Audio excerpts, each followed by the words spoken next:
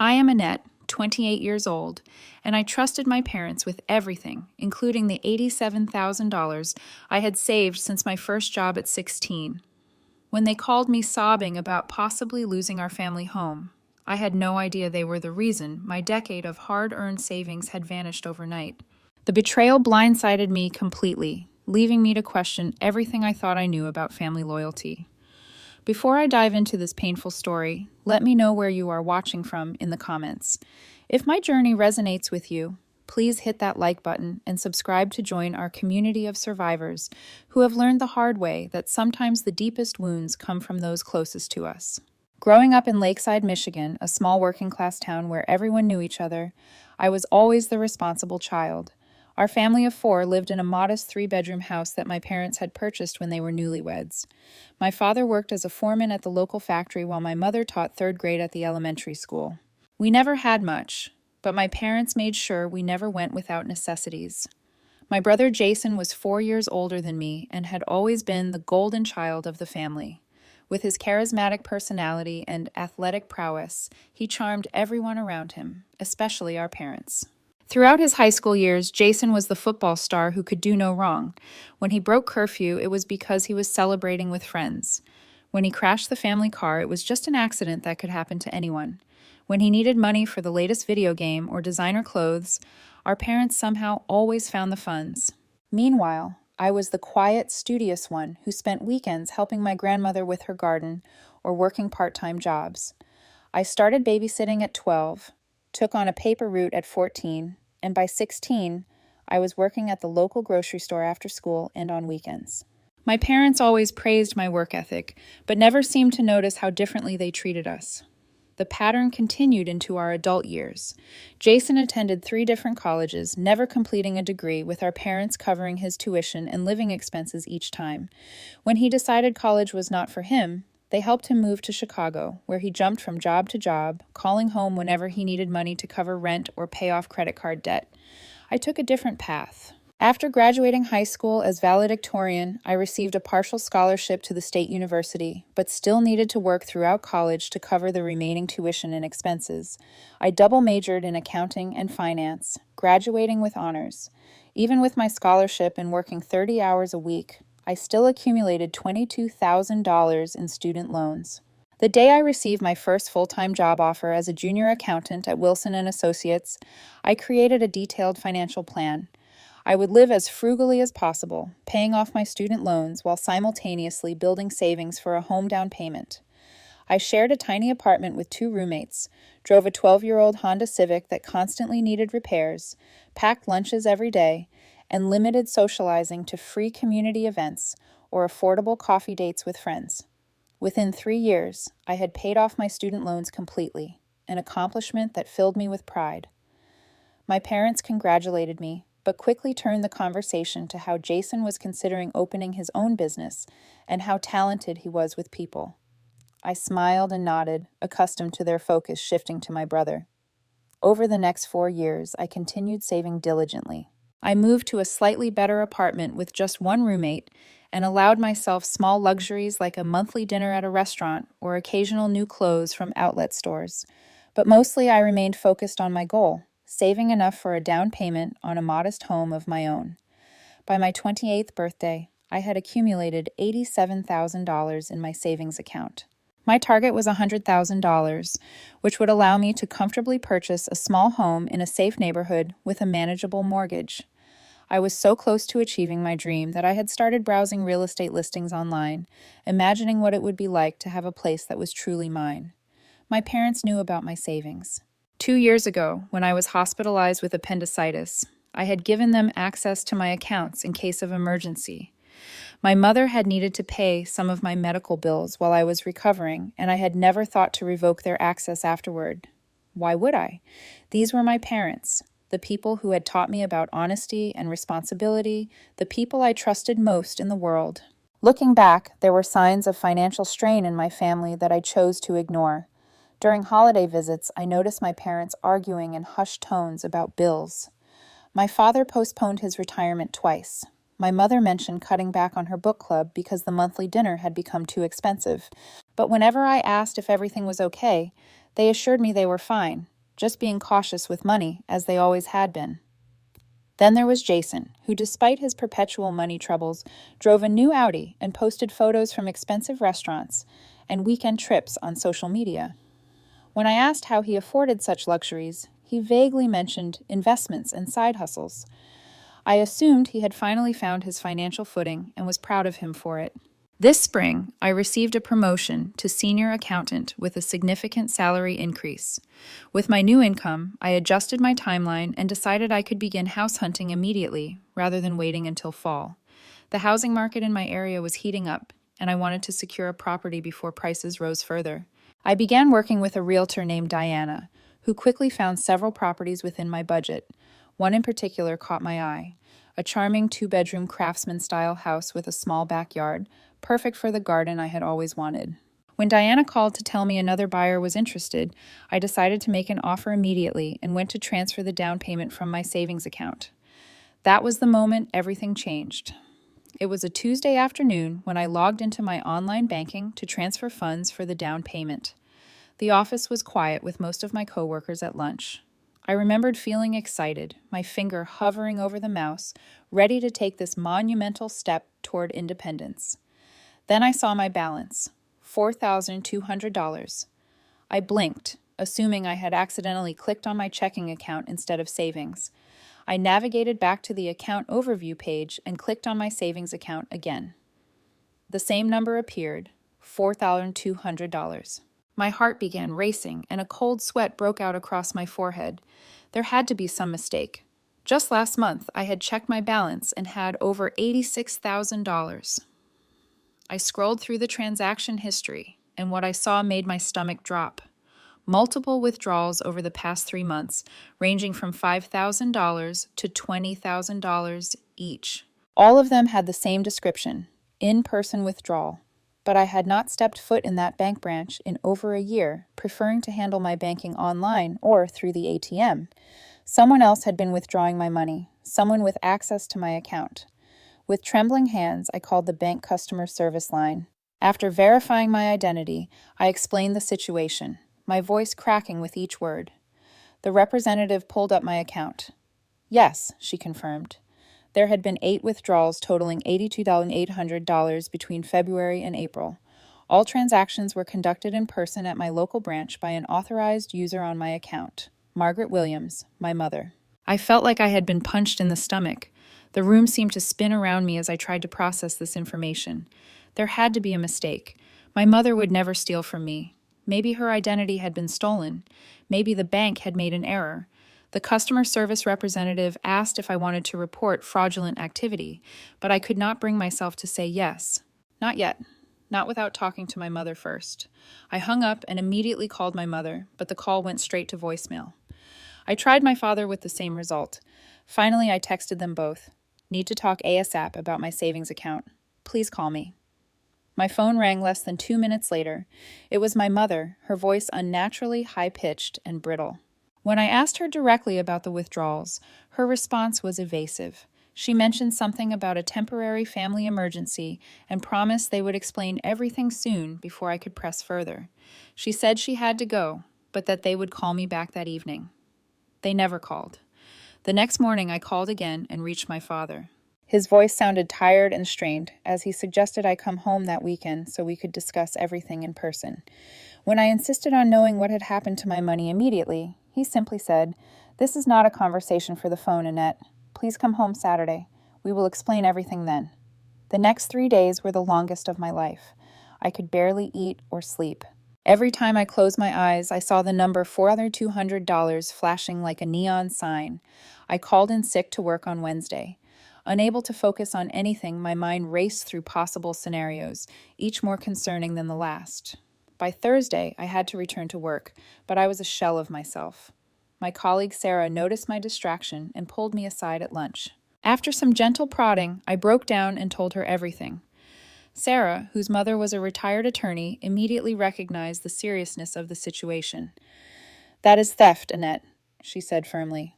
"Authorized user or not, your mother had no right to withdraw your money without permission. You need to protect yourself." Sarah helped me make a list of immediate actions, documenting all transactions, printing bank statements, consulting with an attorney, and potentially filing a police report. The last item made me physically ill to consider. How could I report my own parents to the police? But Sarah reminded me that $82,000 was not a small sum to be written off as a misunderstanding. Friday night, I packed an overnight bag and began the 3-hour drive to my hometown. Every mile closer increased my anxiety. By the time I pulled into the familiar driveway of my childhood home, my hands were shaking so badly I could barely turn off the ignition. I sat in the car for several minutes, gathering my courage. Through the living room window, I could see my parents sitting together on the couch, their faces drawn with worry. My brother Jason's Audi was parked across the street, confirming my suspicion that this family meeting would include him as well. Taking a deep breath, I stepped out of the car and walked toward the front door, still clinging to the hope that there was a reasonable explanation for everything, that my parents had not betrayed me in the worst possible way, that my decade of sacrifice and discipline had not been undone in a matter of months. But deep down, I already knew the truth. I just was not prepared for how much worse it would be than I had imagined. The moment I stepped through the front door of my childhood home, I noticed changes that made my stomach tighten even further. The living room featured a new leather sectional sofa, replacing the worn fabric couch. I remembered fresh paint brightened the walls, and the outdated carpet had been replaced with hardwood flooring. The kitchen, visible through the archway, showcased new stainless steel appliances and granite countertops that definitely had not been there during my Christmas visit. My mother rushed forward to hug me, her embrace tighter than usual. My father stood awkwardly behind her, his face haggard with deep worry lines I had never noticed before. Jason lounged in the new recliner, offering a casual wave as though this were any ordinary family gathering. "Dinner has been ready for 20 minutes, my mother said, her voice overly cheerful. "I made your favorite lasagna."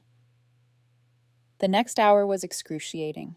We sat around the dining table making forced small talk about my job, the weather, and a neighbor's new baby. No one mentioned money, savings accounts, or the reason for my visit. My parents kept exchanging nervous glances while Jason dominated the conversation with stories about the customers at his new sports bar. "Wait," I interrupted, staring at my brother. "You opened a sports bar?" Jason grinned proudly. 6 months ago, downtown Chicago, prime location near Wrigley Field. You should come check it out sometime. We are killing it on game days." I noticed my parents suddenly became very interested in their food, avoiding eye contact. The pieces were starting to fit together in my mind, but I waited until after dinner when my mother suggested we move to the living room for coffee. Once we were seated, an uncomfortable silence fell over the room. Finally, my father cleared his throat. "Annette, we owe you an explanation," he began, his voice unsteady. "There is no easy way to say this, but we used some of your savings as collateral for a business loan for Jason's sports bar." "Some?" I repeated incredulously. "You took $82,800. That is 95% of my entire savings." My mother reached for my hand, which I pulled away. "We never meant to touch the money," she insisted, tears forming in her eyes. "It was just supposed to be listed as collateral. The bank required it for the loan approval." Jason had investors lined up, but they wanted to see the loan secured first. "It was a guaranteed success," Jason interjected. "Prime location, experienced manager. Everyone said it could not fail." "So what happened?" I asked, my voice barely above a whisper. "Things got complicated," my father said vaguely. "The renovations cost more than expected. Some investors backed out at the last minute." "And you decided to use my money instead of telling me." I could feel anger building, replacing the shock and hurt. "We were going to tell you," my mother insisted. "We just needed to wait until the bar started showing a profit. Then Jason would have paid everything back with interest. You would never have known the difference." The casual way she described their deception stunned me into momentary silence. They had not just borrowed the money, they had planned to hide it from me completely. "So why am I finding out now?" I finally asked. My parents exchanged another worried look. My father sighed heavily before answering. "The bar has not been performing as well as projected," he admitted. "There were unexpected expenses, licensing issues, problems with the manager Jason hired." Jason jumped in defensively. "It is not my fault. The city changed some regulations right after we opened, and that manager was recommended by one of Dad's friends. He turned out to be completely incompetent. I closed my eyes, trying to maintain my composure. And my money? I asked. What exactly happened to it? Another uncomfortable silence filled the room. Finally, my mother spoke, her voice small and frightened. The bank called in the loan, she whispered. Jason missed 4 payments in a row, my father continued, his voice breaking. We had to use the money you had saved as collateral. The bank withdrew it directly to cover the defaulted loan. I stared at them in disbelief. The money I had saved for 12 years through countless extra shifts and sacrificed pleasures was gone. Used to bail out my brother yet again. But that is not the worst part, my mother added, now openly crying. The loan was for $120,000, my father explained. Your savings covered most of it, but we are still short. The bank is threatening to foreclose on our house. We put it up as additional collateral. I felt like I was drowning, unable to process the magnitude of their betrayal. They had not only stolen my savings, but had also put their home at risk, and now they were looking at me with desperate hope in their eyes. Jason finally spoke directly to me, his tone casual as if asking to borrow $20. So we were hoping you could help us out with your new promotion and all. Maybe take out a loan to cover the rest to save the family home. The audacity of their request hit me like a physical blow. They had stolen my dream and were now asking me to sacrifice even more to fix their mistakes. In that moment, I finally saw the truth of our family dynamic with complete clarity. They had never expected Jason to succeed or be responsible, and they had always expected me to clean up after him, no matter the cost to myself. I excused myself from the living room, claiming I needed to use the bathroom. Instead, I fled upstairs to my childhood bedroom, locking the door behind me. The room remained frozen in time. Same twin bed with its floral comforter, same desk where I had studied for countless exams, same bulletin board covered with academic achievement certificates and honor roll recognitions. I collapsed onto the bed, my body shaking with silent sobs. The physical pain of betrayal felt like being hollowed out from the inside. Every sacrifice I had made flashed through my mind. The 12-year-old car I kept repairing rather than replacing. The tiny apartment with temperamental heating. The brown bag lunches. The declined invitations to concerts and vacations with friends. Meanwhile, Jason had lived with no such restrictions. I remembered his social media posts from just months ago. Courtside basketball tickets, a weekend in Miami, dining at exclusive restaurants. I had assumed he was finally earning good money. Now I realized he had been spending mine. My phone buzzed with a text from my friend Emma. How did it go? Call me if you need to talk. Emma had been my roommate in college and remained my closest friend. She knew every detail of my financial goals and how hard I had worked toward them. With trembling fingers, I called her. When she answered, I could barely speak through my tears. Emma listened patiently as I poured out the whole story, her gasps of disbelief punctuating my narrative. Annette, this is not just morally wrong, it is illegal, she said when I finished. They committed fraud. They stole from you. I know, I whispered. But they are my parents, and now they might lose their home. That is not your problem to fix, Emma insisted. They made these choices. They prioritized Jason over your future. Again, you do not owe them a bailout. We talked for nearly an hour, Emma helping me process my emotions and consider my options. By the time we hung up, I felt marginally calmer and more resolved to protect myself, even if it meant standing up to my family for the first time in my life. Around midnight, the house finally quiet. I crept downstairs to my father's home office. I needed to see the loan documents for myself to understand exactly what had happened. The office door was unlocked, and I easily found a folder labeled Jason's Bar on my father's meticulously organized desk. What I discovered made me physically ill. The loan had indeed been for $120,000, but the terms were predatory with an interest rate of 17%. My father had signed as primary guarantor with my mother as co-signer. Most devastating was a document authorizing the use of my savings account as collateral, featuring a signature that looked like mine, but definitely was not. They had forged my signature. There were also bank statements showing how the loan money had been spent. Less than half had actually gone toward the bar renovations and operating costs. The rest had been transferred directly to Jason's personal account or withdrawn as cash. $28,000 for a down payment on his Audi, $12,000 for a vacation to Cabo San Lucas, thousands more for designer clothes, electronics, and restaurants. I photographed every document with my phone, my hands shaking with a mixture of rage and heartbreak. This was not just poor judgment or a well-intentioned mistake. This was deliberate fraud and theft. The next morning, I confronted my brother alone in the kitchen while our parents were still asleep. I showed him the photographs of the bank statements, demanding an explanation for how he had spent the loan that had cost me my savings. At first, he tried to charm his way out of it, claiming the car and other expenses were actually business-related. Networking is part of owning a bar. Sis, you would not understand.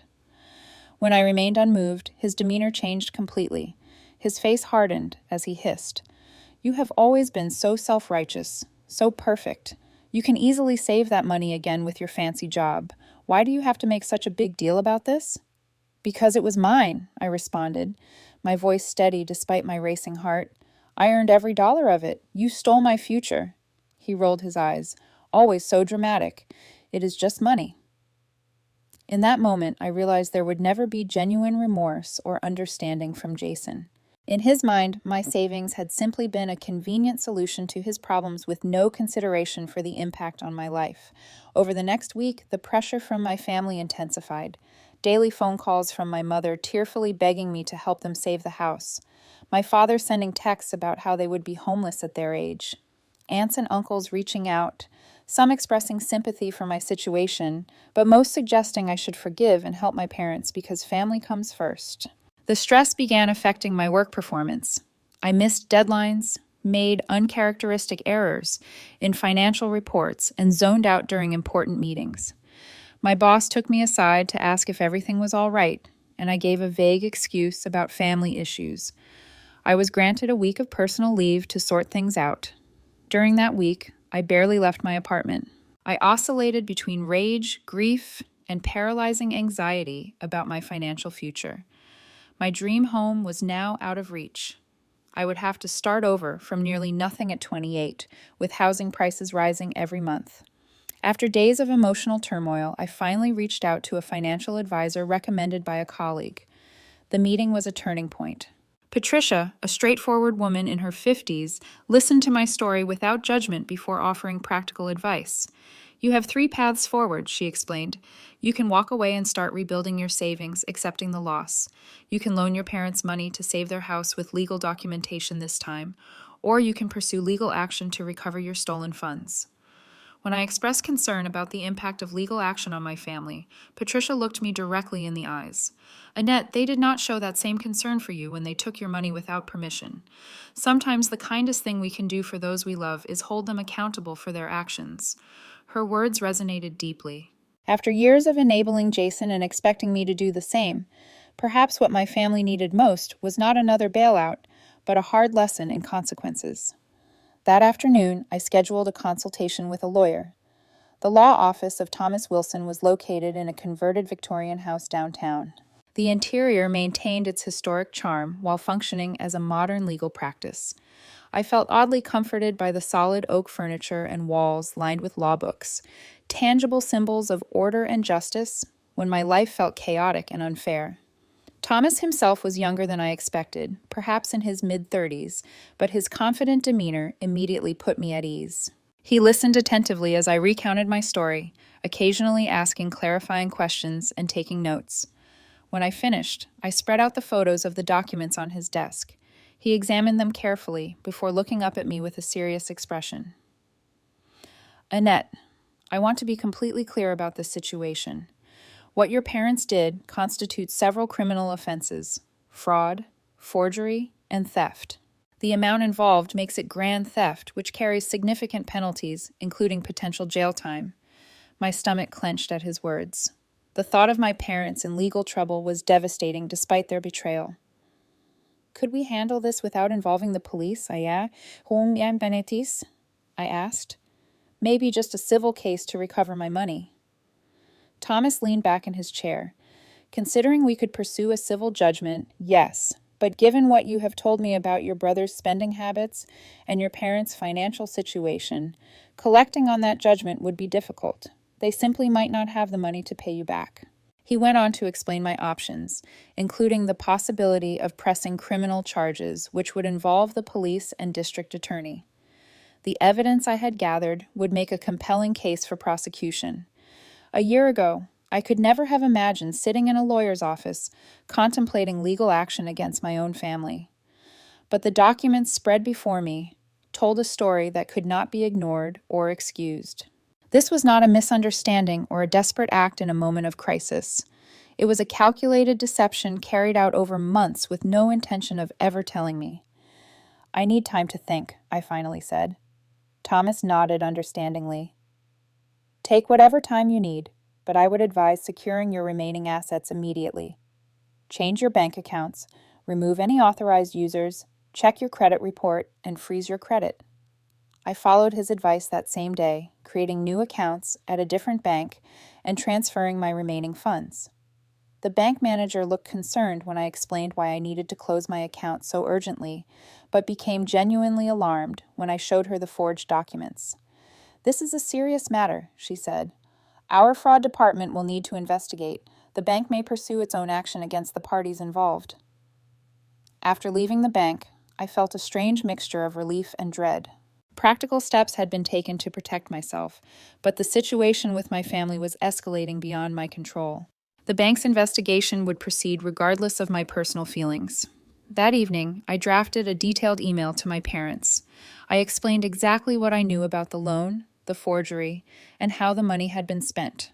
I outlined the potential legal consequences they faced, including criminal charges and civil liability.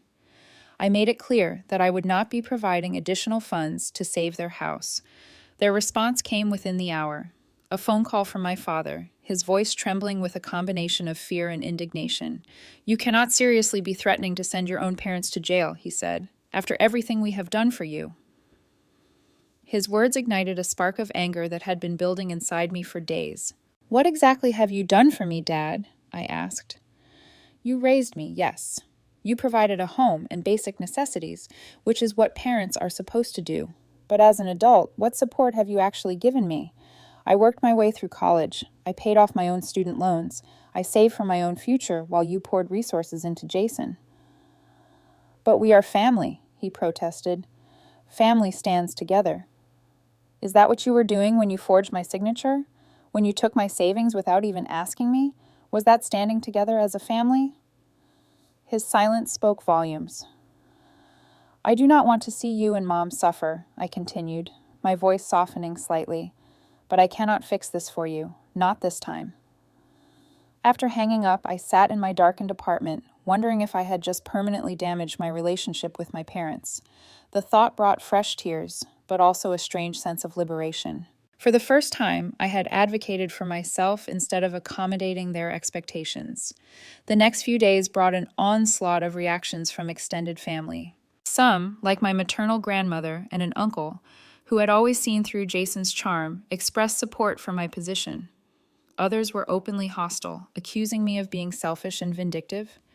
My cousin Amy, who had always been close to Jason, called to tell me I was destroying the family over money. I simply asked her how much of her savings she would be willing to give Jason, which ended the conversation quickly. A week after my initial consultation with Thomas, I made my decision. I would file a police report about the forgery and theft, but expressed to the authorities that I preferred restitution over incarceration for my parents. I would also formally dispute the bank withdrawals and pursue civil action to recover my funds. When I informed my parents of my decision, my mother broke down completely. Between sobs, she revealed that this was not the first time they had faced financial ruin because of Jason. There had been gambling debts in his early 20s, a failed restaurant investment 5 years ago, and numerous maxed-out credit cards they had paid off to protect his credit score.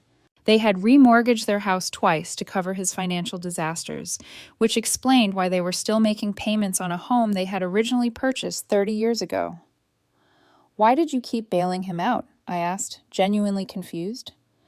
"He is our son," my mother replied, as if that explained everything. "We could not just let him fail."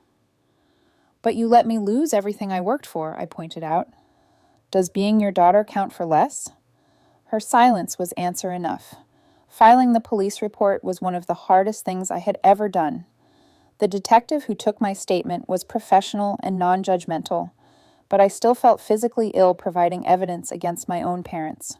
As I signed the completed report, I wondered if I would ever be able to repair my relationship with them, or if this necessary act of self-protection would create a permanent rift. That night, my brother called, more angry than I had ever heard him. The police had already contacted him for questioning. "You ungrateful bitch," he snarled. "After everything this family has done for you, do you have any idea what you have started? Mom and Dad could go to jail because of you." I remained calm despite my racing heart. "No, Jason, they could go to jail because all of you stole from me. This is not my fault. This is the consequence of your actions."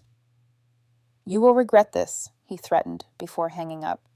His words left me shaken, but even more certain I had made the right decision. The brother I had grown up with, who had once protected me from playground bullies and taught me to ride a bike, had become someone who valued his own desires above everything and everyone else.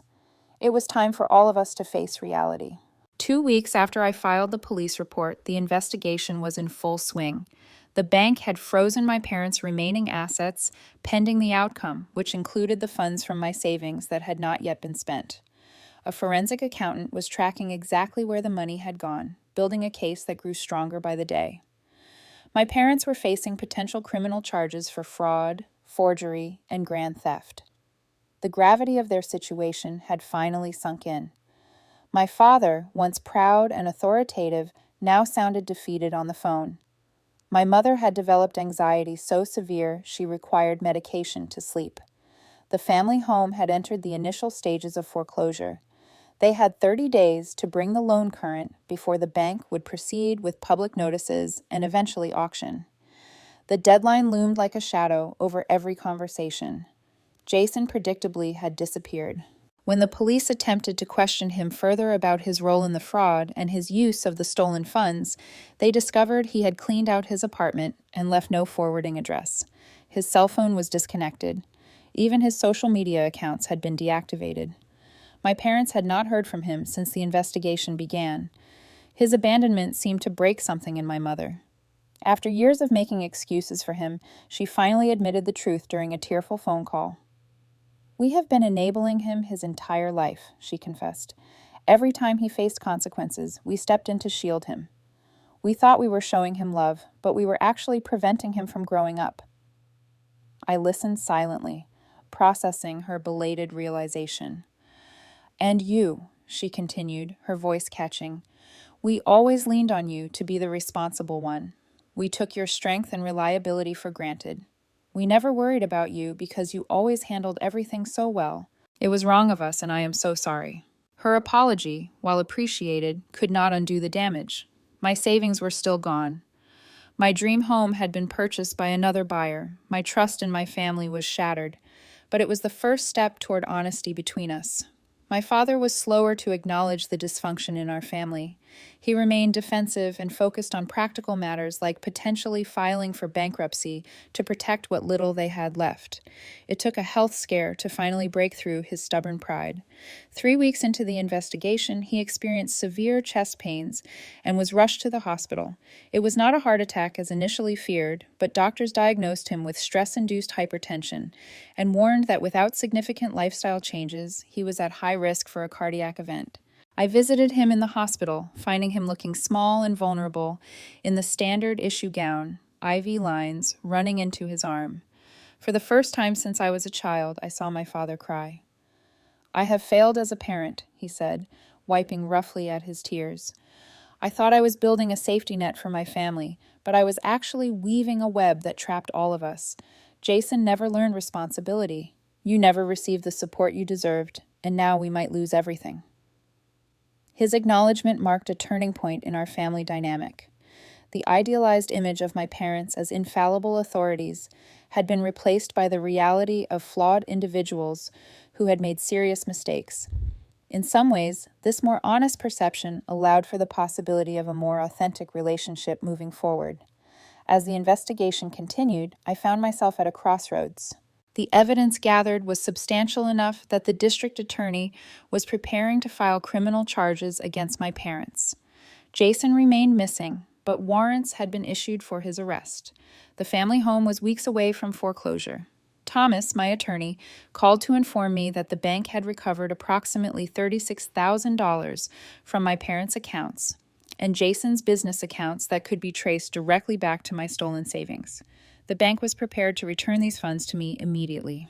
The sports bar equipment and furnishings would be liquidated to recover additional funds, but that process would take time and yield uncertain results. "Do you want to proceed with criminal charges?" he asked. "Given your parents' cooperation and the partial recovery of funds, you could request the DA consider a plea arrangement that might avoid jail time." The decision weighed heavily on me. Part of me wanted justice in its fullest form, a consequence severe enough to match the violation I had experienced. But another part recognized that sending my elderly parents to jail would not restore my savings or heal our relationship. I requested a meeting with my parents before making my final decision. We gathered at my apartment, neutral territory, where we could speak freely. They looked years older than they had just weeks earlier, their faces lined with worry and regret. For hours, we talked honestly about the patterns in our family. My mother admitted she had always favored Jason, seeing in him the popular, outgoing child she had wished to be in her own youth. My father confessed that he had projected his own failed business ambitions onto Jason, funding ventures he should have recognized as doomed from the start. I shared how their different treatment of us had affected me. The hurt of watching Jason receive support and bailouts while I worked multiple jobs. The frustration of having my achievements overshadowed by concern for Jason's latest crisis. The profound betrayal of having my financial security sacrificed without my knowledge or consent. By the end of our conversation, we had reached a fragile understanding. They finally saw the full extent of their actions and the damage they had caused. I acknowledged that their mistakes, while severe, had come from misguided love rather than malice. As they prepared to leave, I made a decision that surprised even me. "I will talk to the district attorney about a restitution agreement instead of criminal prosecution," I told them, "but I have conditions." They listened intently as I outlined my terms. Family therapy to address our dysfunctional patterns, complete financial transparency, moving forward, and a structured repayment plan for the portion of my savings that could not be recovered through the bank's actions. Most importantly, when Jason eventually resurfaced, they would not bail him out or enable his evasion of responsibility. My father looked at me with a mixture of relief and newfound respect. My mother reached for my hand, which this time I did not pull away. "You are giving us a chance we probably do not deserve," she said softly. "I am giving our family a chance to heal," I corrected her. "Whether we deserve it or not is less important than what we do with it." As they left my apartment that evening, I felt a strange sense of peace, despite the uncertainty ahead. For the first time in our family history, truth had replaced pretense. Accountability had replaced enabling. And perhaps most importantly, I had found my voice and the courage to use it. The road ahead would not be easy, but it would be honest. And in that honesty lay the possibility of genuine healing. 1 year after discovering the theft of my savings, I stood in the kitchen of my new home. It was smaller than the one I had originally hoped to buy, located in a less desirable neighborhood, but it was mine. The down payment had come from the recovered funds, supplemented by another year of aggressive saving. My mortgage payments were higher than I had planned, but manageable with careful budgeting. Through the window, I could see the small garden I had planted in the backyard, the vegetable seedlings just beginning to emerge from the soil. Like them, I was putting down new roots, rebuilding my life with a greater appreciation for both resilience and vulnerability. The past year had been transformative for my family in ways I never could have anticipated. The district attorney had agreed to my request for a restitution agreement rather than criminal prosecution. My parents had avoided jail time, but were required to complete financial counseling, perform community service, and adhere to a strict repayment schedule for the remaining funds they owed me. They had sold the family home, a painful but necessary step toward financial recovery. The sale had allowed them to pay off the defaulted loan and purchase a small 2-bedroom condominium that better suited their retirement needs. My mother had taken a part-time job at a local bookstore to supplement their income, while my father had joined a retiree volunteer program that utilized his organizational skills. Our weekly family therapy sessions had been challenging but illuminating. Under the guidance of Dr. Marissa Chen, a family therapist specializing in financial trauma, we had excavated decades of dysfunctional patterns. My mother had confronted her tendency to enable Jason at everyone else's expense. My father had acknowledged how his pride and authority had prevented him from admitting financial problems until it was too late. I had recognized my own role in our family dynamic, how my competence and self-sufficiency had sometimes allowed them to focus all their attention on Jason. Jason himself had finally resurfaced 3 months after disappearing. He had been staying with a friend in Milwaukee, working as a bartender under the table while avoiding the consequences of his actions. When he realized that our parents would not be sending him money or hiring him a lawyer, he had reluctantly returned to face the music. The reunion had been tense and tearful. Jason had alternated between defensiveness, charm, and genuine remorse. The district attorney had charged him with fraud and receiving stolen property, but offered a plea deal that included restitution, probation, and mandatory financial counseling rather than jail time.